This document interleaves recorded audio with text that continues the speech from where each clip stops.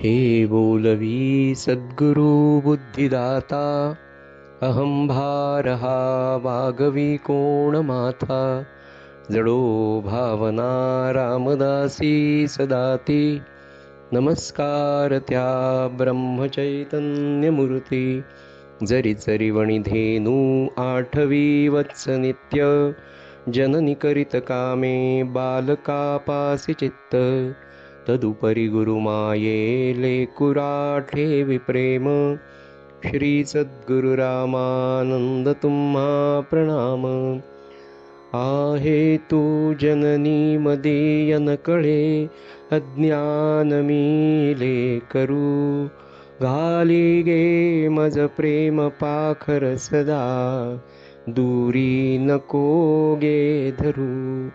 प्रेमे बाहत मुक्त कंठ करुनी, नाही दुजे बंधन.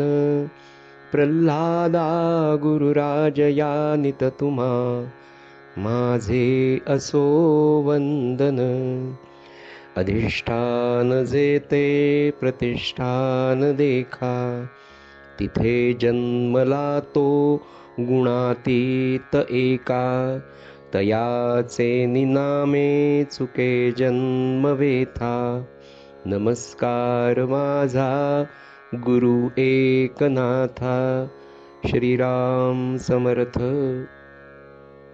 सज्जन, कालचा आपला जो विषय असा सुरू होता, त्यातला सिद्धांत असा होता की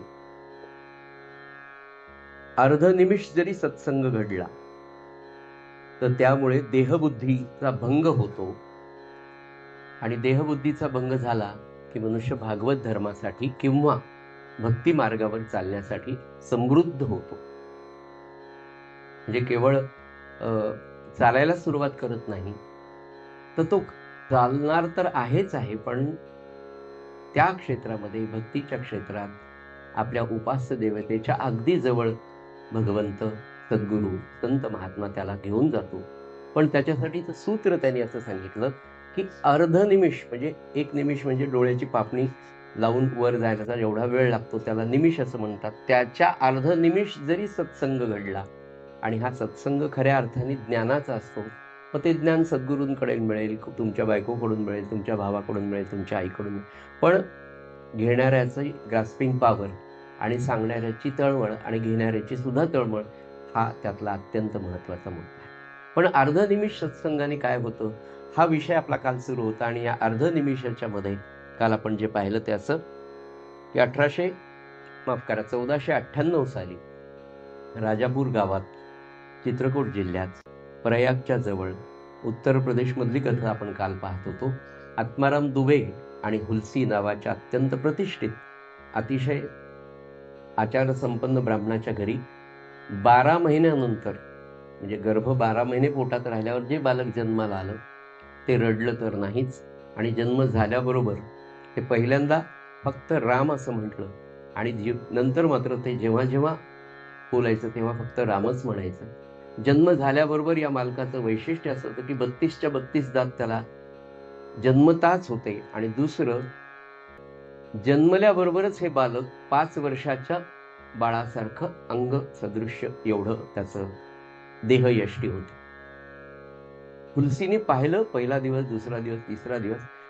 सप्तमीच्या दिवशी म्हणजे श्रावण वद्य सप्तमी 1498 हा बालक जन्माला आला. आणि तिसऱ्या दिवशी म्हणजे दशमीच्या दिवशी तिच्या आईला आणि बाबांना त्या बाळाच्या, त्याचं नाव, आईचं नाव हुलसी म्हणून याचं नाव तुलसी ठेवलं होतं. तर हे बालक काहीतरी विचित्र आहे, वेगळं आहे, अमंगल आहे असं बाबांना वाटून चिंता वाटू लागली. आईची चिंता एवढी वाढली की तिने तिसऱ्याच दिवशी हे बालक तिच्या घरी तिच्या सेवेमध्ये असलेल्या चुनिया नावाच्या दासीला दिलं.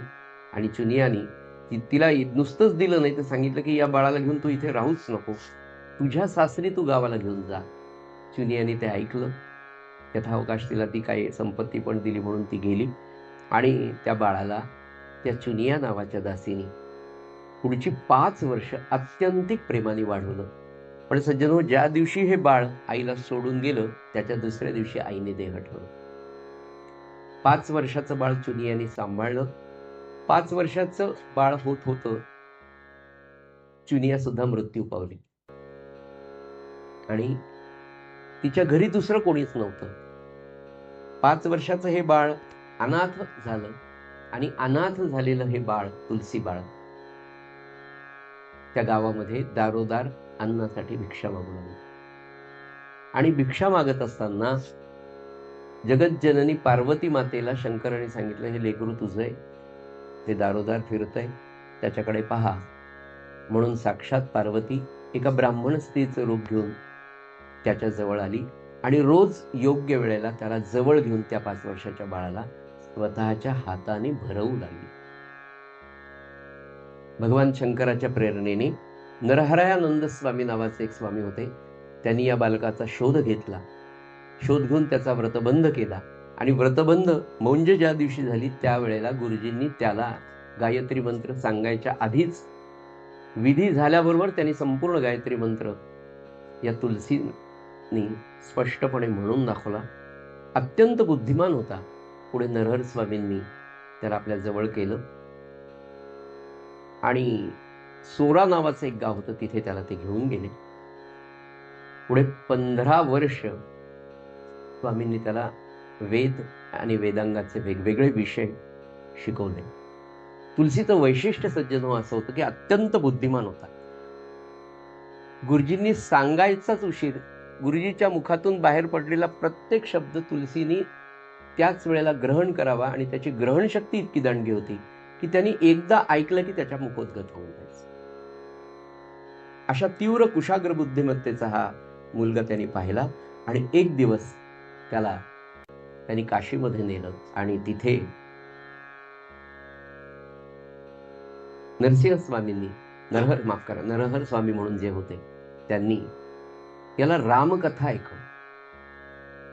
एकदा त्यांनी त्याच्या गुरुजींच्या मुखातनं सगळी रामकथा ऐकली, ती तशीच्या तशी मुखोद्गत झाली आणि हे सगळं शिक्षण 15 वर्षाचं होत असताना रामकथा शिकल्यानंतर ती ग्रहण केल्यानंतर तुलसी आता तारुण्यामध्ये प्रवेश करत होता. मनामध्ये गृहस्थाश्रम स्वीकारण्याची वासना निर्माण झाली आणि तुलसीने गुरुजींची आज्ञा घेऊन आपल्या गावाकडे पुन्हा राजापूरला आला. तारुण्यात पदार्पण केलेला तुलसी आईने ज्या दिवशी गाव सोडायला सांगितलं चुनियाबरोबर, त्याच्यानंतर आता पहिल्यांदाच राजापूरला येत होता. पाहिलं तर घराची वाताहत झाली होती, कुटुंबाची वाताहत झालेली होती. आई वडिलांचं श्राद्ध विधी त्यांनी सांग पार पाडला आणि त्या राजापूर गावामध्येच रामकथा सांगायला त्यांनी सुरुवात केली. अखंड रामाचं नाम घेणारा आपला विषय आहे. अर्धनिमिष सत्संग काय आहे. जन्माला आल्याबरोबर पहिल्यांदा ज्यांनी राम म्हटलं तर तेव्हापासून हा सारखा अखंड मुखात राम असायचा. म्हणून ज्या ज्या ठिकाणी याचा जीवन प्रवास झाला त्या ठिकाणी याचं नाव तुलसी हे बऱ्याच जणांना माहीतच नव्हतं. हा सारखा राम म्हणतो म्हणून याला रामबोलाच हे नाव. म्हणजे संत तुलसीदासांचं हे चरित्र आहे. त्या संत तुलसीदासांचं दुसरं लोकप्रिय नाव जे होतं ते रामबोला होतं. कारण अखंड राम मुखामध्ये त्यांच्या असायचं. रामाची कथा राजापूरला सांगू लागले. त्याच्यावर उदरनिर्वाह व्हायला लागला आणि एके दिवशी भारद्वाज गोत्रातली एक अत्यंत सुंदर अशी मुलगी त्यांना सांगून आली आणि तुलसीदासांचा गृहस्थाश्रम सुरू झाला. मला आठवतं की मी काहीतरी 8-10 वर्षाचा असताना पहिल्यांदा म्हणजे माहित नाही कितवं कीर्तन असेल तर कीर्तन ऐकताना एका कीर्तनकाराच्या कीर्तनामध्ये तुलसीदासांचं चरित्र त्यांनी सांगितलं होतं आणि त्या कीर्तनामध्ये त्यांनी तुलसीदासांचं सांगितलं की अत्यंत भगवंताचा भक्त असलेला हा माणूस पण गृहस्थाश्रमामध्ये सुद्धा इतका रममान झाला, भगवंताला कधीच विसरला नाही. पण ते म्हणाले की आपल्या पत्नीवर एवढं त्यांचं प्रेम होतं की तिचा विरह ते एक क्षणासाठी सुद्धा कधी सहन करू शकत नसे. 12 वर्ष तुलसीदासांनी आपल्या पत्नीला माहेरी पाठवलं. 12 वर्ष. ते म्हणाले, तुला आईची आठवण, तुझ्या आई बाबांना माझ्या घरी घेऊन ये, पण तू माहेरी जायचं नाही. आणि 12 वर्षानंतर एक दिवस तुलसीदासांचा शालक म्हणजे त्यांच्या पत्नीचा भाऊ नित्याप्रमाणे बहिणीला भेटायला म्हणून आला आणि भाऊजींना विनंती केली की बा ताईला मी एक 4 दिवस तरी माहेरी घेऊन जातो, खूप दिवस झाले ती आली नाही. हे हो म्हणाले आणि आपल्या पत्नीला माहेरी पाठवलं. सकाळचं जेवण खाऊन सगळं नैवेद्य आटपून तुलसीदासांची पत्नी आपल्या नवऱ्याचं सगळं व्यवस्थित भोजन व्यवस्थेचं पाहून दुपारच्या वेळेला जवळच असलेल्या आपल्या माहेरी गेली. आषाढ श्रावणाचेच दिवस होते. त्या काळात पाऊसही खूप व्हायचा. 15वं शतक 16वं शतक असं. आणि रात्री प्रचंड पाऊस सुरू झाला आणि तुलसीदासांना घरी करमेना. आपल्या धर्मपत्नीची फार आठवण येऊ लागली. कधीच विरह त्यांनी सहन केला नव्हता. सज्जनो, एकतर बालपणी नवे नवे आईचं मुखकमल सुद्धा त्यांना कधी आठवलं नाही. ज्या चुनियानी सांभाळलं होतं तिचं 5 वर्षापर्यंतच प्रेम त्यांना मिळालं होतं. अशा या पुरुषाला आयुष्यामध्ये अत्यंतिक प्रेम करणारी पहिली स्त्री व्यक्ती जर कोणी असेल तर ती पत्नी होती. अत्यंत सात्विक, अत्यंत धर्मशील, भगवंताच्या नामामध्ये अखंड रममान असलेला, पण पत्नीवर एक विशेष प्रेम होतं. आणि त्या रात्री अत्यंतिक सत्सत विवेक बुद्धीला स्मरून खूप विचार केला, पण तुलसीदासांना काही राहावे ना. पत्नीची आठवण इतकी मनामध्ये गुंजन करत होती की त्यांना घरी राहणं शक्य झालं नाही. धो पाऊस सुरू असताना तुलसीदास आपल्या घरातनं बाहेर पडतात आणि आपल्या सासरी जायला निघतात. त्यांना माहित होतं की आपण हे चूक करतोय, हे योग्य नाही, पण मन मानायला तयार नव्हतं. पत्नीची अत्यंतिक आठवण इतकी की रात्री पूर आलेल्या नदीतून पोहून तुलसीदास पहिलं तीरावर जातात आणि इतक्या रात्री 12-12:30 वाजता सासरवाडी 2 मजली घर आणि त्या घरामध्ये रात्री जर आपण मुख्य द्वारातून प्रवेश केला तर आपल्या सासरवाडीचे लोक म्हणतील, एवढाही तुम्हाला बायकोचा विरह सहन होत नाही का, असं काहीतरी आपल्याला बोलतील किंवा हे योग्य नाही, याची जाण तुलसीदासांना होती. म्हणून त्या पत्नीच्या घराच्या मागच्या बाजूला एक वडाचं झाड होतं आणि तिथून वर जायला त्या पारंब्याला धरून आपण जावं असं समजून त्यांनी त्या वडाच्या पारंब्याला धरावं आणि तिथून वरच्या खिडकीमध्ये प्रवेश करून खिडकीतून आपल्या पत्नीच्या गृहामध्ये म्हणा, त्या रूम मध्ये, त्या खोलीमध्ये त्यांनी प्रवेश केला. रात्री 12:30 वाजता 1 वाजता आपल्या खिडकीला कोणीतरी वाजवतंय ते दार उघडून पाहिलं. खिडकी उघडून पाहिली तर तुलसीदास होते. मागे पाहिलं तर एक साप त्या झाडाला लटकलेला होता. त्याला धरून तुलसीदास वर आले होते. बायकोच्या प्रेमापोटी म्हणा, तिच्या आकर्षणापोटी म्हणा, सापाला धरून आपला नवरा वर आलेला आहे. एवढ्या पावसामध्ये, एवढ्या रात्री तो आपल्याकडे आलाय.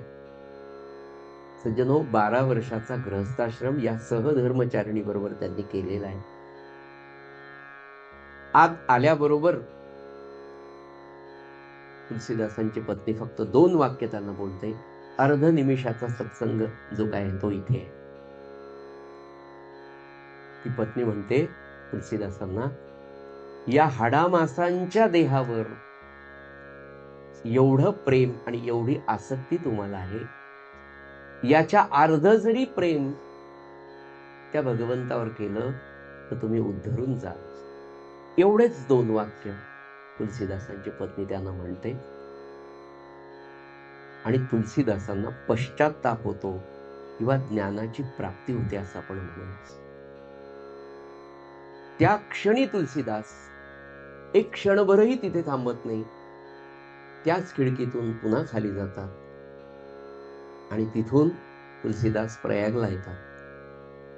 गृहस्थाश्रमांची जी वस्त्र आहे ती सगळी प्रयागला टाकून देतात, साधूचा वेश परिधान करतात आणि साधूचा वेश परिधान करून तुलसीदास भगवंताच्या नामासाठी, भगवंताच्या प्रेमासाठी, भगवंताच्या भक्तीसाठी अतिशय सुनियोजितपणे प्रयत्नाला सुरुवात करतात. आणि त्याच्यानंतर रामकथा प्रयाग आणि काशीमध्ये सांगायला यात्रेला सुरुवात करतात. प्रयागवरून काशीला येतात. काशीवरून फिरत फिरत फिरत तुलसीदास मानस सरोवराला येतात आणि तिथे त्यांना काकभुशुंडींचं दर्शन होतं. ते दर्शन झाल्यानंतर परत काशीला येऊन रामकथेला जेव्हा प्रारंभ करतात घाटावर स्नान करून, त्या दिवशी रामकथेला मध्ये एक पिशाच्च त्यांना दर्शन. काय संतांचे चरित्र असतात, अलौकिक आहे, खरंच अलौकिक. आणि हे वाचल्यानंतर ना खरं माणसाला वाटतं की अरे माझं जीवन काय जीवन आपण सगळेजण जगतो. मला सांगा, किती अद्वितीय जीवन संतांचं आहे.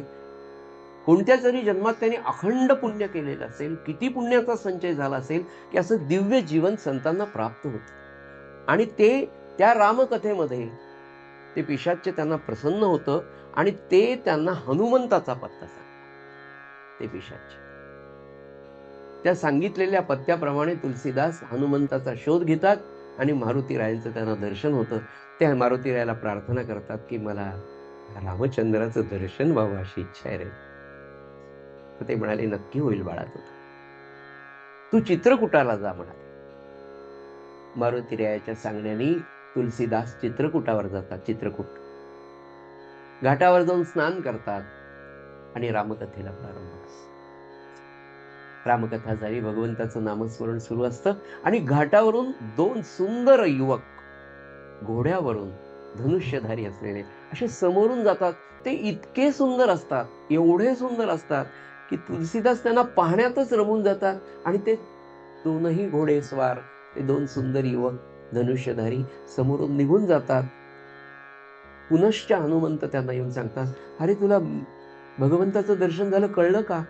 ते म्हणाले कोणते होते? अरे ते त्यांना तर मी पाहतच राहिलो म्हणाले. अरे तेच तर होते.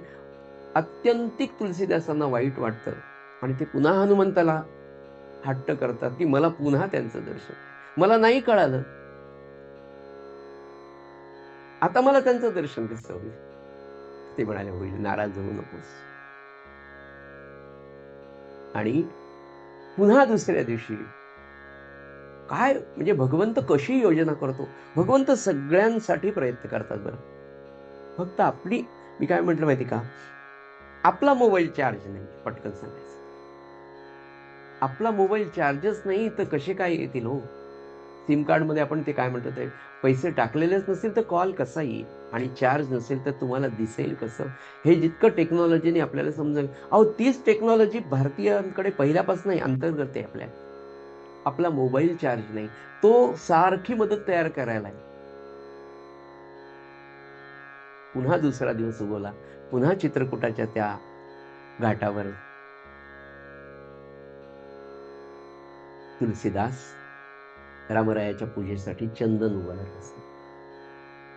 आणि त्यावेळेला दोन छोटेसे बालक, एक बालक येतं तिथे, इतकं गोड असतं ते, इतकं सुंदर असतं. आणि ते बालक येतं आणि ते बालक तुलसीदासांना म्हणतं, अतिशय गोड असलेलं, की मला ते चंदन देता का?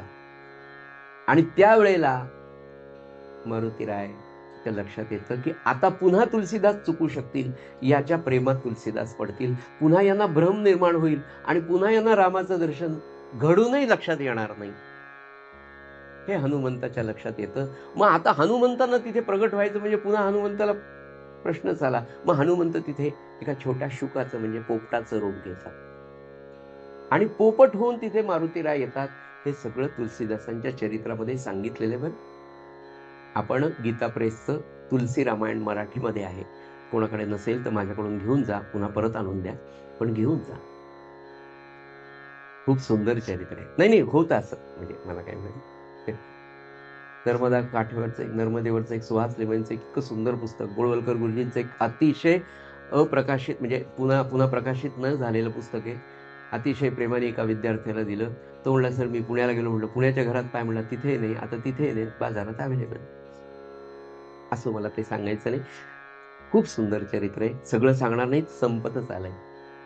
तर पोपटाच्या रूपाने प्रगट होतात मारुतीराय आणि आपल्या तुलसीदासाला रामाचं दर्शन घडावं म्हणून पोपटाच्या मुखातून ते म्हणतात, चित्रकूट के घाट पर भई संतन की भरी भीर, तुलसीदास चंदन घिसे तिलक देत रघुवीर. असं पोपट जेव्हा सांगतो तेव्हा तुलसीदासांना कळतं की हा आलेला छोटा बालक आहे ना, हा रामराय. एवढं भरून येतं तुलसीदासांना. चंदन घेतात, त्याच्या समोर देतात आणि तो छोटे रामराय ते चंदन स्वतःला लावतात आणि ते चंदन तुलसीदासांना लावतात. त्याच्यानंतर तुलसीदासांचं चरित्र फार गोड आहे, खूप मोठं आहे. आज आपण तेवढंच घेऊया. आणि त्यानंतर वेगवेगळ्या ऋषीमुनींची दर्शनं त्यांना होतात आणि ते सगळे सांगतात. इतके मोठे संस्कृत पंडित की हे रोज रात्री संस्कृतांमध्ये ओव्या लिहून ठेवायचे श्लोक आणि रात्री त्या सगळ्या पुसल्या जायच्या. असं अनेक वर्ष झाल्यावर त्यांना हनुमंतांनी सांगितलं की अरे तू संस्कृतमध्ये नको लिहू, तू तुझ्या या भाषेमध्ये अयोध्येच्या अवधीमध्ये तू रामकथा लिही. म्हणून रामचरितमानस त्यांनी लिहिलं आणि ते संपूर्ण लिहिल्यानंतर भगवंतांनी त्याचा स्वीकार केला. भगवान शंकरांनी, मारुतीरायांनी ते स्वीकारलं. असं तुलसी रामायण ज्या संत गोस्वामी तुलसीदासांनी लिहिलं सज्जन हो, त्या तुलसीदासांच्या आयुष्यामध्ये अर्ध निमिषाचा जो सत्संग पत्नीकडनं घडला. सज्जन हो, ज्या वेळेला पत्नी अशी म्हणते की या हाडा मासांच्या देहावर एवढं प्रेम करता, याचा अर्ध प्रेम जर भगवंतावर केलं आणि एवढी आसक्ती भगवंताविषयी ठेवलं तर तुमचा उद्धार होईल. त्या क्षणी तुलसीदास बायकोला साष्टांग नमस्कार करतात. तू माझे गुरु आहेस. पुन्हा पुन्हा तिला भेटले नाही, पण तू माझे गुरु आहे म्हणून नमस्कार करून जो घरातून महात्मा निघून गेला, तर संत तुलसीदास रामचरितमानस आज जगभर प्रसिद्ध झालं.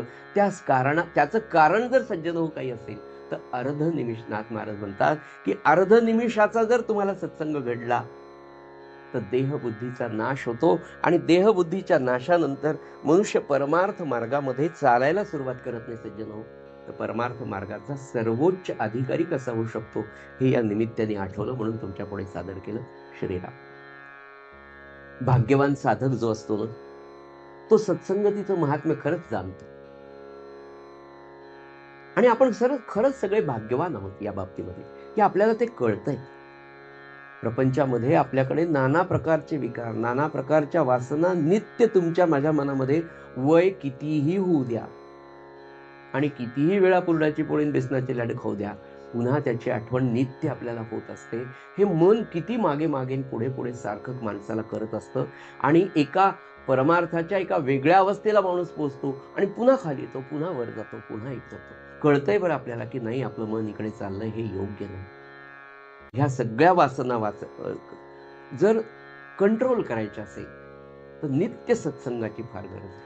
मी तुम्हाला सांगतो ना, पहा तुम्ही, आपण एखाद्या गुरुवारी नाही आलो तर दुसऱ्या गुरुवारी नाही, तिसऱ्या गुरुवारी नाही ना, तर मग 5व्या 6व्या गुरुवारी उपासनेला नाही गेलं तरी चालतं असं मन सांगायला सुरुवात करतं. पण पहिल्या दुसऱ्या गुरुवारी ते तुम्हाला सांगत असतं, अरे गेला नाही, काय आनंदाला मुकला, काय नाही. हे एक साधं आपल्या गुरुवारचं म्हणून सांगतो. आपला गुरुवार म्हणजे सत्संगाचा एक भाग म्हणून. उपासना असेल, गुरुवार असेल, तुमचं नित्य काही वाचन असेल, कशाला काही वेळेला अशोच आले तर आपला जप होत नाही, पूजा होत नाही, पारायण होत नाही, त्या काळात सुद्धा माणूस किती अधीर होऊन जातो. म्हणून सत्संगाचा महिमा महाराज सांगताना, नाथ महाराज पुढे सांगतात, या हो, जसं त्या कापूर आहे ना, कर्पूराला अग्नीचा स्पर्श व्हायची वेळ, क्षणार्धात त्या कापराचा अग्नीमध्ये रूपांतर केव्हा होऊन जातं त्या कापरालाही कळत नाही, अग्नीलाही कळत नाही, पण त्या कापुराचा अग्नी तयार होतो. एवढं महात्म्य त्या संघाचं आहे. कापुराला फक्त अग्नीचा प्रवेश, अग्नीचा स्पर्श होण्याची गरज आहे, तो दिव्य अशी अग्नी होऊन जातो. तसं म्हणाले, संतांची भेट होणं, संतांचा सहवास होणं तुमच्या माझ्या देहबुद्धीला तो जाळून टाकतो आणि तुमच्या वासना बरोबर हळूहळू होतात. पण एकदम होत नाही आणि एकदम न होणं खरंच चांगलं. हळूहळू तुमची वासना कमी होते. कळायला लागतं की अरे नाही, याचा आपण त्याग करायला पाहिजे. महाराज म्हणाले नाही, नामाने काय होतं म्हणाले, नाम ही सगळ्यात मोठी संगती आहे. संतांचा, सद्गुरूंचा नित्य देहात सहवास होणं फार अवघड आहे आणि झाला तरी त्याचा परिणाम किती होईल हे माझ्या ग्रहण शक्तीवर अवलंबून आहे. पण नामाची संगती अशी आहे म्हणाले महाराज, की नामाच्या संगतीने पहिला जर काही फायदा होत असेल, तर तुम्हाला तुमचे दोष कळायला सुरुवात होतात, की माझ्यात काय दोष आहे. आणि दोषांची जाणीव जेव्हा होते, तेव्हा माणूस हळूहळू त्याच्यावर काम करायला सुरुवात करतो. ते नामच तुमच्याकडून करायला घेतं. म्हणून मनुष्याची देहबुद्धी संपून जाण्यासाठी कापराला जशी त्या अग्नीची गरज आहे, तशी माणसाची देहबुद्धी जळण्यासाठी संतांचा, सद्विचारांचा, सद्वासनांचा, सत्संगाचा अग्निस्पर्श मानवाला होणं गरजेचे आहे. तरच त्याची देहबुद्धी पटकन संपून जाते श्रींच्या कृपेने. ब्रह्मानंद महाराजांसारखा एवढा मोठा विद्वान माणूस, खरं म्हणजे दशग्रंथी ब्राह्मण, 6 शास्त्रांचं, 4 वेदांचं अध्ययन झालेला हा सत्पुरुष ब्रह्मानंद महाराज महाराजांच्या चरणी लीन झाल्यानंतर म्हणाले, मी आता कधीच शास्त्र, उपनिषद, वेदांवर बोलणार नाही. माझी जिव्हा मी नामाला विकलेली आहे म्हणाले. पण त्याच्यानंतर फक्त तुमच्या आमच्यासाठी म्हणून एकच गोष्ट ब्रह्मानंद महाराजांनी केली आणि ती म्हणजे मोक्षप्राप्तीचं रहस्य. आणि त्या मोक्षप्राप्तीच्या रहस्यामध्ये आपण सगळेजण पाहतो किती सुंदर, जे नाथांना किंवा एकादश स्कंदामध्ये जे भगवंतांनी सांगितलंय तेच ब्रह्मानंद महाराज किती सुंदर सांगा, की सत्संगतीचा महिमा अपार आहे. दुसरं म्हणाले, सत्संगतीच्या योगाने असंख्य लोक उद्धरून गेले. परमार्थ प्राप्तीचं सर्वश्रेष्ठ साधन जर काही असेल तर महाराज म्हणाले सत्संगती. सत्संगतीशिवाय परमार्थाची प्राप्ती होणार नाही. पुढे खूप छोट्या छोट्या गोष्टी आपण कधी सकाळी फक्त काकड आरती, चला झालं का मोक्षप्राप्तीचं श्रीराम जयराम की लगेच उसळ असते, त्याच्याकडेच माझं लक्ष असतं. त्याच्यामुळे त्यांनी ज्या सांगितलेल्या गोष्टी त्या चिंतनातून लक्षात येतात. जेव्हा आपल्याला बोलायचं असतं तेव्हा माणूस अभ्यास करतो आणि अभ्यास केलं की चिंतन होतं आणि चिंतन केलं की स्वतःच्या मनाला स्पर्श होतो. हा सगळ्यात या सद्ग्रंथ वाचनाचा मला वैयक्तिक झालेला फायदा आहे. की भूतदया, खरंच काय कळते आपल्याला भूत दया, क्षमा, शांती, विवेक, वैराग्य, प्रवृत्ती मार्गाचा त्याग, निवृत्ती मार्गाचं आचरण, हे सगळे शब्द फक्त आपल्या कोण चला फटाफट फटाफट, काही तर अगदी पाठ असल्यासारखं ते वाचायला तर मी वाचून दाखवतो, पहा माझाही पाठ आहे की. अरे पाठ नका करू हो, काहीतरी अंतरंगात उतरलं पाहिजे. कशाची भूतदया आपल्याला कळाली, कोणती भूतदया आपण करतो, कोणत्या प्रवृत्ती मार्गांचा त्याग केला, कोणता निवृत्ती मार्ग आहे, ह्याच्याविषयी कधी आपण चिंतन केलंय का? विवेक कशाला म्हणतात, वैराग्य कशाला म्हणायचं, विवेक कसा वापरायचा, केव्हा वापरायचा, विवेक काय असतो, तो कशाशी खातात, याचं चिंतन सज्जनो या निमित्ताने महाराजांच्या कृपेने होऊ शकतं. पुढे म्हणाले की ह्या सगळ्या गोष्टी, निवृत्ती मार्गाचं आचरण, अनायासे, इतके सुंदर शब्द ब्रह्मानंद महाराजांनी वापरले पहा, की अनायासे तुम्हाला हे साधेल, कळणार सुद्धा नाही की हे माझ्याकडे कधी आले. मला वैराग्य कसं प्राप्त झालं हे सुद्धा कळणार नाही, पण प्राप्त होईल. तुम्ही विवेक वापरायला सुरुवात कराल, तुम्हाला कदाचित हे कळणार नाही की याला विवेक असं म्हणतात. पण आपण सत्संगतीमध्ये नाही, असं नाही वागायचं, ते कसे वागतात, ते कसे वागतात. मी म्हणालो हजारो ग्रंथ वाचून गोष्ट कळणार नाही हो, पण जेव्हा आपण 4 लोकांमध्ये राहतो या सत्संगाच्या, अरे त्यांचा जप किती छान आहे, ह्या किती वेळ जपाला बसतात, त्या तर मांडी घालूनच बसतात, 1 तास मांडीच हलवत नाही, आणि आपण तर बसायचाच उशीर की 4 वेळा ग्लास पाण्याचा, आणि त्याच्यानंतर त्याची विरुद्ध क्रिया. किती वेळ आपला त्याच्यामध्ये जातो. सत्संगतीने खरंच अनायासे ह्या गोष्टी कळतात. अरे नाही, त्या जर बसू शकतात, त्या निदान 1 तास पद्मासनात बसतात, आपण 15 मिनिटं बसायला काय हरकत आहे. हा अभ्यास, हे मनाला आतून जाणवणं, अनायासे साध्य होणं, हा सत्संगतीचा परिणाम आहे. पुढे म्हणाले, काम सहजतेने लयास जातात, कामक्रोधादी षड्रिपू, परमार्थाला विघातक असे दंभ, दंभावर तर बोलूच नाही, अहंकार आपोआप लयास जातात. केवढा अहंकार असतो, मी भागवत सांगतो असाही अहंकार, इतका सात्विक अहंकार तर इतका सूक्ष्म असतो, आणि तो जितका घात करतो तितका दुसरा अहंकार तरी घात करणार. म्हणून ते म्हणाले की दंभ, अहंकार आपोआप लयास जातात. आपल्या महाराजांच्या याच्यामध्ये आपण जेव्हा येतो किंवा कोणत्याही संतांच्या ह्याच्यात जातो, तर जेव्हा आपण त्या संताकडे पाहतो, तो एवढा परब्रह्माची प्राप्ती केलेला, ब्रह्मज्ञान झालेला महापुरुष आपण सगळ्यांनी पाहिलाय. काय महाराजांचं राहणं होतं पहा. किती उत्तम वस्त्र घेऊन जा, किती किती थंडी असली तर शाल कधी पांघरलेली दिसली नाही. 2 उपरणं, एक वरचं. हा ते आठवणच येते की वस्त्रद्वय उत्तम समर्पण. तुमच्यासाठी ते किती छान आहे. एक खाली लुंगी आणि एक उपरणं एवढंच महाराज. वस्त्रद्वय उत्तम. मानस पूजेमध्ये तर हे खूप सुंदर आहे. किती सुंदर आहे. आपल्याला आपल्या सद्गुरूंची पूजा करताना मानस आपली घ्यावी सेवा दिनाची त्याचा मानस पूजाच आहे पूर्ण. की ते करावी. महाराज समोर बसले, बाकीचे म्हणतात, आपण ऐकावं, नाऱ्याचे घशे ताणतात, आपल्याला आनंद आहे असं. आणि हा सत्संग खरंच म्हणजे आपल्या बाबतीत जर म्हणायचं म्हटलं तर मला असं वाटतं की खरोखर आपण उपासनेत आल्यापासून खूप शिकलो असं मला वाटतं बरं. हे माझा अभ्यास आहे. म्हणजे माझा अभ्यास म्हणजे मी काय होतो माझं मला माहिती आहे आणि मी काय कुठपर्यंत आता प्रगती केली, म्हणजे 5व्या वर्गातून 6व्या वर्गात आलो, असं काहीतरी असेल. या दृष्टीने मी नम्रपणे सांगतो, प्रामाणिकपणे सांगतो. ब्रह्मानंद महाराजांचे संतांच्या संगतीमध्ये नेमकं काय होतं, मोक्षप्राप्तीच्या रहस्यात आहे. संतांच्या संगतीने नेमकं काय होतं म्हणाले. कशासाठी सत्संगती म्हणाले की संतांच्या संगतीत जर तुम्ही राहिलात किंवा सद्भक्तांच्या याच्यामध्ये जर राहिला, खरा साधक असेल, एखादा चांगला ज्येष्ठ नामधारक असेल, त्याच्या सहवासात जर तुम्ही राहिला तर त्याच्या जवळ राहिल्यानंतर सदैव भगवत चर्चा होते. तो दुसरं काही बोलतच नाही. म्हटलं ना तुम्हाला की महाराजांच्या बरोबर बसला, कधीच त्यांनी विचारलं का तुमचा मुलगा US ला आहे का इथे शिकतो, IIT झाला का, पासआउट का NIT. तुमच्या माझ्या गप्पा आहेत. आमची मुलगी MBBS लागली, आमची BMS ला. अरे काय ती BMS ला गेली का MBBS ला, तुला इंजेक्शनच देणार आहे. आपल्या वाट्याला इंजेक्शनच आहे आणि त्याच्या वेदनाच आहे. पण महाराज कधी महाराज आहे माय किती जप करते, जप नोंदवून ठेवतेस का, कोणते पारायण करता, आपल्या परंपरेतले कोणतं करता, दासबोध वाचला का, नाथ भागवत वाचलं का, ज्ञानेश्वरीच्या काही ओव्या वाचले का. भगवत सदैव भगवत चर्चा.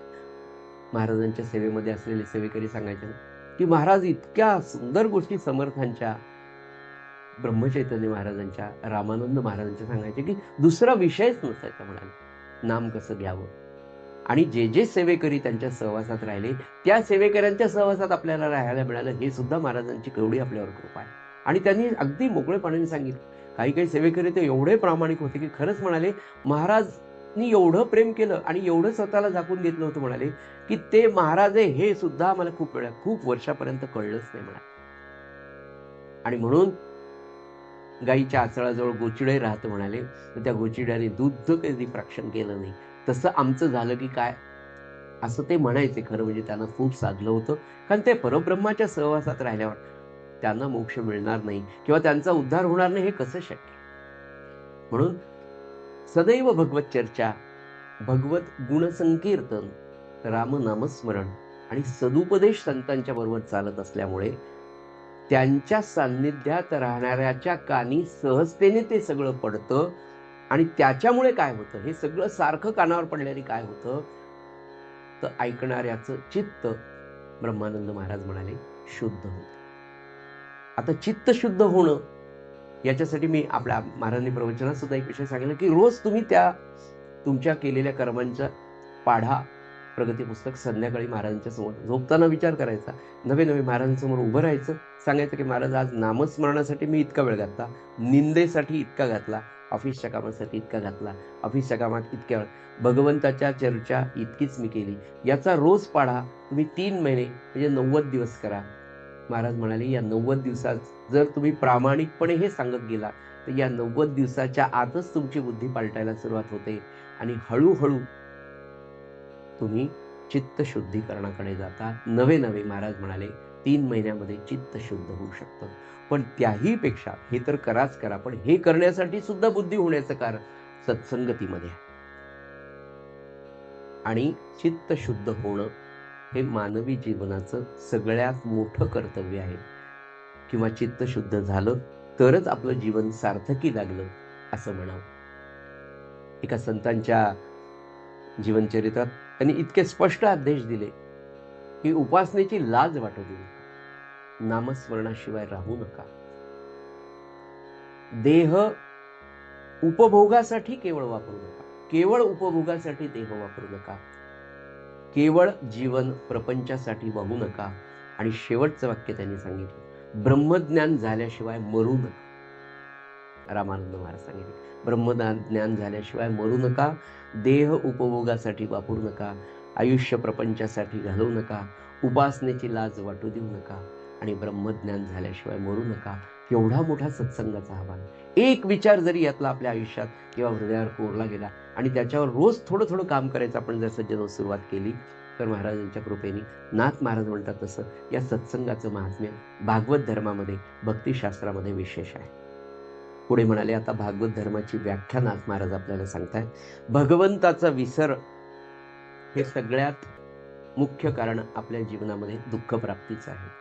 भगवंताचा विसर होणं आणि दुसरं कारण आपल्याला काल त्यांनी सांगितलं होतं की मी देहच आहे असं समजणं हे एक दुःखाचं कारण.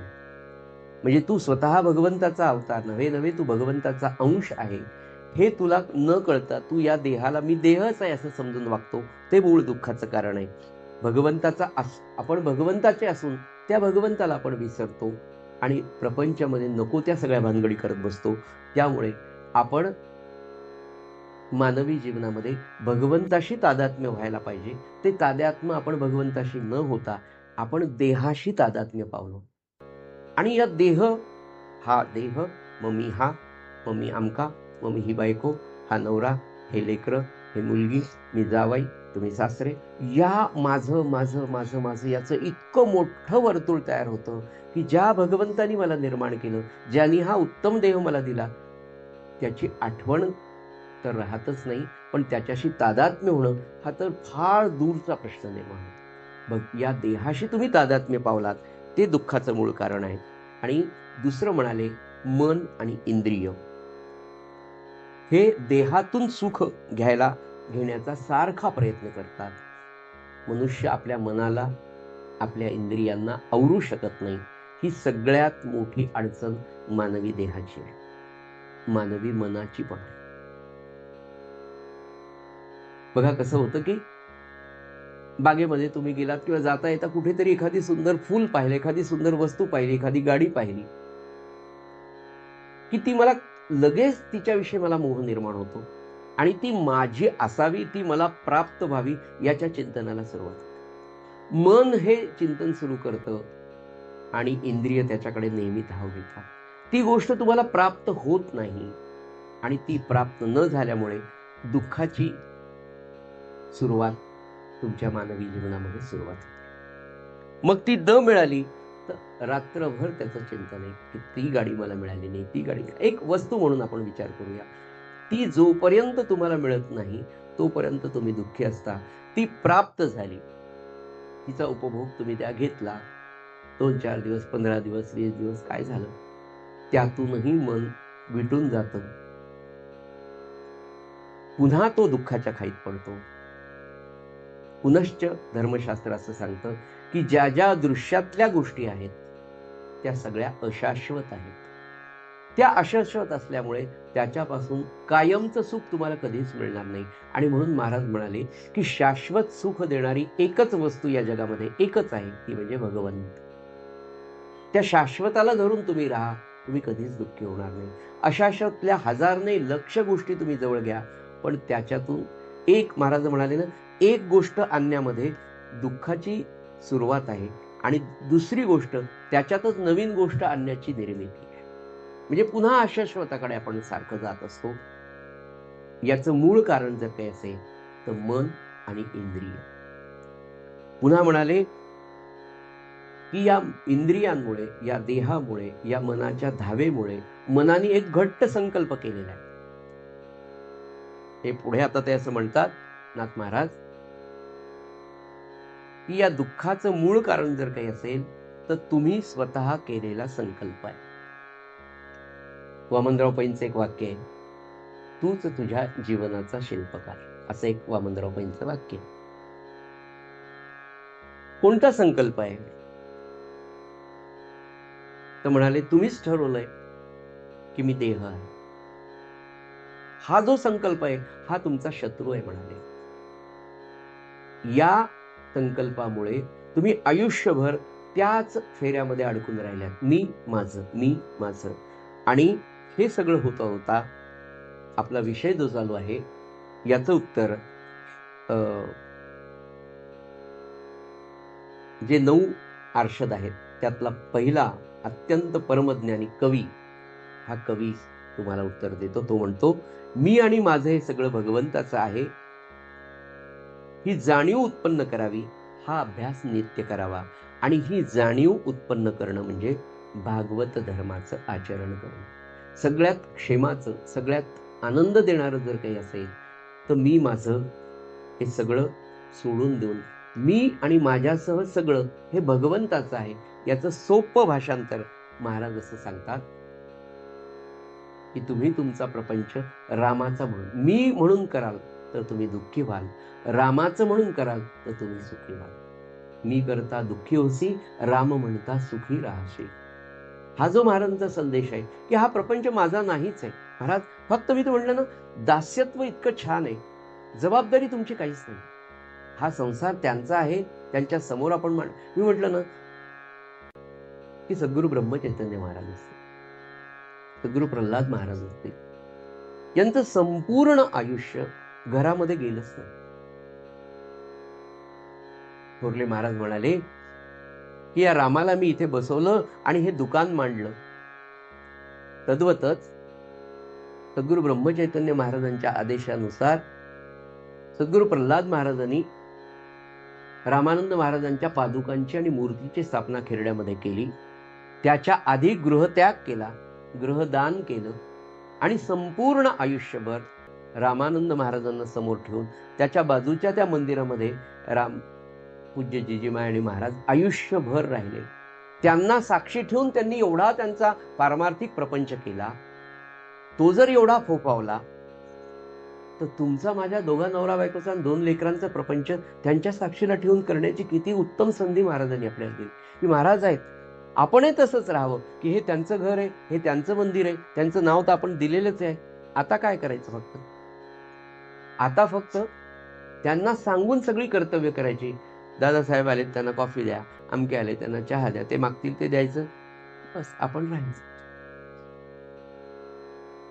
आणि तो जर प्रपंच त्यांचा इतका सुंदर झाला तर आपला नाही होणार. म्हणजे मला नेहमी असं वाटतं की अरे, या अधिष्ठानाच्या स्थापनेचा जो संकल्प महाराजांनी आपल्या सगळ्यांकडून करून गेला, तर हळूहळू आज एकदम पहिल्या दिवशी, पहिल्या वर्षी, पहिल्या 5 वर्षात आपल्याला 100% जमणार नाही. पण नक्की मला विश्वास आहे की आपल्या आयुष्याच्या उत्तरार्धामध्ये नक्की आपल्याला असं वाटेल की आपण प्रल्हाद महाराजांच्या मंदिरात राहतो. एवढं नाही वाटलं तर आपण प्रल्हाद महाराजांच्या घरी राहतोय. हे घर त्यांचं आहे आणि त्यांच्या घरात आपल्याला राहायचंय. ही गादी त्यांची, हा दिवाण त्यांचा, हा पलंग त्यांचा, हे किचन त्यांचं, भरलेला किराणा त्यांच्या पैशाने पगार मिळतो म्हणून आपण भरतोय. आले गेलेल्या माणसाची सेवा करणं, त्यांना ग्लासभर पाणी, आलेल्याला चहा फराळ देणं, एवढंच आपलं कर्तव्य आहे. असं करता करता आपला हा जो प्रपंचाचा संघ आहे सज्जनो, या प्रपंचाच्या संघातून तुम्हा आम्हाला निसंग होण्यासाठी महाराजांनी आपल्या समोर जे मॉडेल ठेवलंय ते किती आदर्श मॉडेल आहे. की आयुष्यभर जसं भरतानी पादुका स्थापून 14 वर्ष अयोध्येचं राज्य चालवलं, जसं गोंदवलेकर महाराजांनी थोरल्या रामाला, धाकट्या रामाला स्थापन करून आयुष्यभर गोंदवल्याचा संसार आज 110-20 वर्षांनी चालू आहे, तसं प्रल्हाद महाराजांनी त्यांच्या पावलावर पाऊल ठेवून रामानंद महाराजांना तिथे उभारून त्यांच्या मंदिरामध्ये आपलं संपूर्ण आयुष्य घालून ते रामानंद महाराजांच्या चरणाप्रत पोहोचले. तसं तुम्हा आम्हाला हे करण्याची संधी या सत्संगाच्या माध्यमातून हे न ठरवता महाराज आपल्याला सांगतायत, याच्यापेक्षा कोणती करू? सज्जनो, प्रामाणिकपणे सांगतो, हे जे सांगायचं होतं हे मी लिहून आणलेलं नाही किंवा मी याचा विचारही केलेला नाही. नवे हे जे विचार लिहिलेलं असतं हेही काही माझं नसतं. फक्त काहीतरी नाथ महाराजांनी जे काही मुद्दे सांगितले जे आपल्या लक्षात राहणार नाही, पण जे अधोरेखित करायची गरज आहे तेवढे फक्त मी इथे लिहून आणतो. पण इथे बोलण्याचं सुद्धा सर्वस्वी त्यांनी ठरवलेलं आहे. हे त्यांचं महात्म्य आहे. मला सांगा, रोज 1 तास बोलणं मला सुद्धा शक्य नाही. किती सुंदर होतं. पण हे मला सुद्धा मी माझंच प्रवचन म्हणणार नाही, पण हे निरूपण मी माझं ऐकतो. इतकं साक्षीत्वानी इथे तेच ठरवतात. ती जी धारा असते ना, ती इतकी सुंदर असते, ती फक्त अनुभवावी. एवढं सत्संगाचं महात्म्य. मुखे बोलवी सद्गुरु बुद्धिदाता, इतकं खरंय की मी कसं सांगू तुम्हाला आता. याचा अनुभूती आपण धर्मापुरीकर सरांकडून सुद्धा ऐकलेली, पाहिलेली, आम्ही सुद्धा पाहिली. म्हणजे तुम्ही तर त्यांच्या वक्तृत्वाचा आणि त्यांच्या अभ्यासाचा प्रभाव पाहिलाय. आम्ही त्यांच्या स्वभावासह प्रभाव पाहिले. ते जे परिवर्तन आहे, ते जे ट्रान्सफॉर्मेशन आहे आष्टोळकर माऊली, ते फार जबरदस्त. आणि ते आपल्याबरोबरही त्यांनी खूपदा शेअर केलं, की एक टेप रेकॉर्डर बोलला तर मी रात्रभर झोपलो नाही म्हणाले. म्हणजे मला कधी-कधी तुलसीदासांचीच आठवण येते त्यांची. हे पाहिजे म्हणजे पाहिजे, फ्रीज पाहिजे म्हणजे पाहिजे, तो झालाच पाहिजे. इतकी तळमळ मी करायचो म्हणाले प्रापंचिक वस्तूंसाठी. पण सद्गुरूंचा एक संग झाला आणि काय धर्मापुरीकर सरांचं आयुष्य किती सुंदर पद्धती आणि त्यांनी अतिशय प्रामाणिकपणे आपल्याबरोबर सगळ्यांनी शेअर केलं. हा फार मोठा आहे.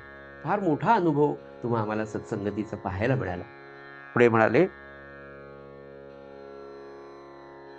मनुष्य मनाला आणि इंद्रियाला आवरू शकत नाही हा मोठा प्रश्न आहे आणि ते सारखं प्रपंचामध्ये अशी कितीतरी सुख आपण रोज उपभोगतो, पण त्या सुखाचं सुद्धा आयुष्य किती कमी. इतकी सुख भोगतो आपण आतापर्यंत, आपल्या काही वाट्याला सगळं दुःख आलं असं नाही. दुःख मेजॉरिटीने समजा जास्तही आलं असेल, पण इतकं जास्त येऊन सुद्धा त्याची सवय होत नाही आणि सुख कमी वाटायला येऊन सुद्धा त्याच्याविषयी आपल्याला अजूनही आकर्षण असेल. पण ह्या सुखाचं सुद्धा आयुष्य महाराज म्हणाले इतकं कमी असतं कारण ते अशाश्वत आहे. म्हणून सर्व सुखाचे आगर असं म्हणाले. संत काय म्हणतात, सुख कधीच म्हटलेलं आहे. सर्व सुख वेगळं आणि सर्व सुख वेगळं. सर्व सुखाचे आगर असं संत शब्द वापरतात आणि आपण सुख सुख म्हणतो. सुख वेगळे, सर्व सुख म्हणजे जे फक्त भगवंताच्या चरणाशी आहे, जे शाश्वत आहे, की जे सुख एकदा प्राप्त झालं की पुन्हा वेगळं काही मिळवायचं राहत नाही, अशी अवस्था फक्त आपल्याला शब्दांनीच माहिती आहे. संतांनी ती अनुभवलेली आहे आणि संत पुढे असं सांगतात की ती तुम्हाला निश्चितपणे अनुभवायला येईल. पुढे हा जो संवाद चाललाय यांचा भागवत धर्माच्या व्याख्येमध्ये कवी अर्षद भागवत धर्माविषयी सांगत असताना तेच म्हणतात की तुमचा संकल्प तुमचा वैरी आहे. हा संकल्प कसा वैरी आहे तर म्हणाले, रात्रंदिवस प्रापंचिक माणसाच्या भोवती चिंतेची महाभूत फिरत असतात. एक भूत नाही म्हणाले, महा आणि असंख्य तुमच्या भोवती फिरतात. त्याचं मूळ कारण म्हणाले तुम्ही घट्ट धरून स्वतःलाच ठेवलंय. तुमचा संकल्प इतका पक्का आहे या देहाशी धरलेला, मी आणि माझा एवढा आहे की त्याच्यामुळे ही चिंतेची भूत तुमच्या भोवती अखंड फिरत असतात आणि तरीही देहबुद्धी आपण सोडायला तयार नाही. नाथ महाराज म्हणतात, जे देहबुद्धीत सुख मानतात ते महामूर्ख असतात, कारण देहबुद्धी दुःखजनकच आहे आणि ती फार अत्यंत क्रूर आणि वाईट आहे म्हणाले. म्हणजे त्या पतंगाला कळत असतं की त्या दिव्याच्या ज्योतीशी आपला स्पर्श झाला की आपण मरणार आहे, पण त्याला एवढं आकर्षण त्या दिव्याच्या ज्योतीचं असतं की तो सारखा फिरतो आणि आपण सकाळी जेव्हा उठून पाहतो दिव्यात तो पडलेलाच असतो. एवढं आकर्षण. तसं नाथ महाराज म्हणाले मानवाचं आहे. इतकं स्पष्ट स्वच्छ आपल्या सगळ्यांना कळतंय, पण मन आणि इंद्रिय इतकी धाव त्या विषयांकडे, त्या वासनांकडे घेतात. तर मग म्हणाले, या विषयाला, या वासनांना पुन्हा जर काही आवरायचं असेल तर ते म्हणाले ते विषय, ती वासना अत्यंत सूक्ष्म आहे. महाराजांनी फार सोप्या शब्दात हा विषय पुन्हा सांगितला की तुमच्या मनामध्ये निर्माण होणारी वासना, तुमच्या मनामध्ये निर्माण होणारा विचार तुमच्या मनात निर्माण व्हायच्या आधी मला कळतो महाराज म्हणाले, पण व्यवहारदृष्ट्या हे 4 लोकांमध्ये सांगणं मला शक्य नाही. पुढे म्हणाले, वासना किंवा विषय हा अत्यंत सूक्ष्म आहे, तो अदृश्य आहे. मग त्या वासनेला, त्या विषयाला मारण्यासाठी तितकंच बारीक, तितकंच सूक्ष्म आणि तितकंच लौकिक अर्थाने कधी कधी न दिसणारं पण अस्त्र आपल्याला पाहिजे. आणि ते अस्त्र जर कोणतं असेल तर ते भगवंताचं नाम आहे. नाही का, आता ते कोरोना झाला तर तो व्हायरसच होता म्हणाले, मग त्याच्यासाठी आपल्याला ते व्हॅक्सिन दिलं तर ते नवीन व्हायरस म्हणे. मात्र त्याचे काही साईड इफेक्ट आहेत, पण ते घेणं गरजेचंच होतं. व्हायरसला मारण्यासाठी दुसरा अँटीव्हायरस वापरला गेला वेगवेगळ्या व्हॅक्सिनच्या रूपाने. तसं महाराज म्हणाले, त्या सूक्ष्म वासनांना वर जर विजय मिळवायचा असेल तर सूक्ष्म अस्त्र आणि अत्यंत रामबाण असा उपाय की जे काम करून पुन्हा येईल, कुठलाच साईड इफेक्ट राहणार नाही, ते म्हणजे महाराज म्हणाले नाम आहे. विवेकी मनुष्य अनुभवाने शहाणा होतो. देहबुद्धीपाशी पाप आहे हे तो जाणतो आणि विषय टाकण्याकडे आणि इंद्रिय आवरण्याचा विवेकी मनुष्य विचार करतो. नित्य तुमच्या माझ्या आजूबाजूला माया मोह हात जोडून उभे आणि आपण त्याच्याकडे जायला तयार आहोत. विषय आपण किंवा वासना कितीही टाकू म्हणता आपल्याला टाकता येत नाही. पुन्हा पुन्हा या दोन गोष्टी आपल्याला त्रास देतात.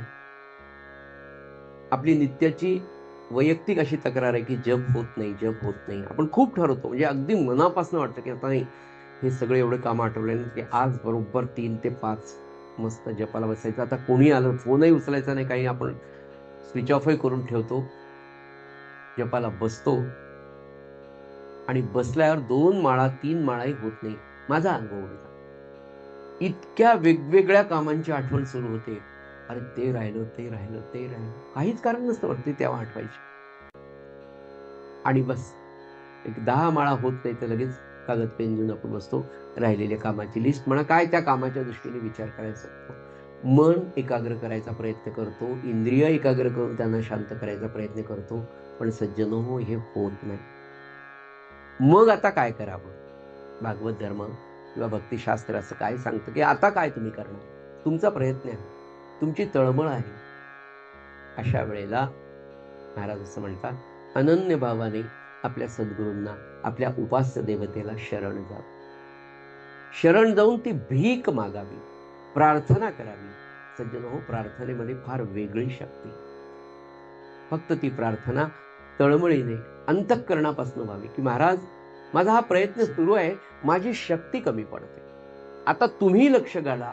अशी डोळ्यामध्ये पाणी आणून अंतःकरणापासून त्यांच्या समोर भीक मागावी.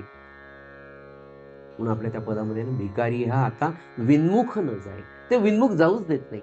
पण तेवढा अभ्यास, तर तेवढी तळमळ तर आपल्याला करणं गरजेचं आहे. तिथे आपण कमी पडतो सज्जनो.